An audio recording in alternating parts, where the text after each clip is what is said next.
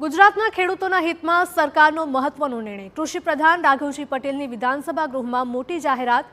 કૃષિ યાંત્રિકીકરણ યોજનાના લાભાર્થી ખેડૂતો માટે સાધનોની ખરીદીની સમયમર્યાદામાં વધારો કરાયો છે।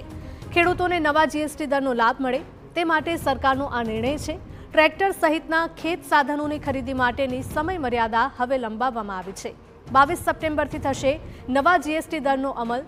નવા દરના અમલથી આગામી 30 દિવસ સુધી આ સમયમર્યાદા લંબાવાઈ છે। 1 લાખ ખેડૂતોને મળશે મહત્તમ 45,000 સુધીનો નાણાકીય લાભ।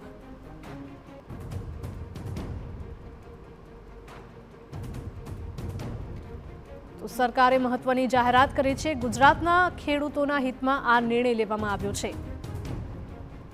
અમારા પોલિટિકલ એડિટર કિંજલ મિશ્રા જોડાઈ ગયા છે વધુ અપડેટ સાથે। કિંજલ, જણાવશો કે ખેડૂતો માટે આ રાહતના સમાચાર કહી શકાય?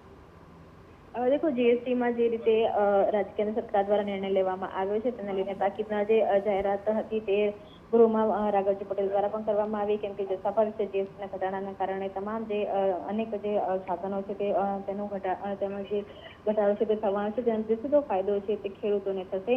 हालांकि विपक्ष द्वारा एवो तंज पण कसवामां आव्यो के ज्यारे केंद्र सरकार निर्णय ले छे तो राज्य सरकारे पण खेडूतोना हितमां વધુ નિર્ણયો લેવા જોઈએ, પરંતુ એક જે તાકીદની જાહેરાત હતી તે કૃષિ મંત્રાલય દ્વારા કરવામાં આવી હતી કે જેમાં ખેડૂતોને સીધો ફાયદો આગામી સમયમાં થશે।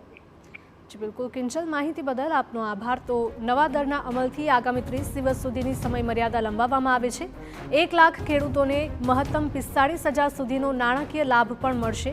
ગુજરાતના ખેડૂતોના હિતમાં સરકાર દ્વારા આ મહત્વનો નિર્ણય કરવામાં આવ્યો છે।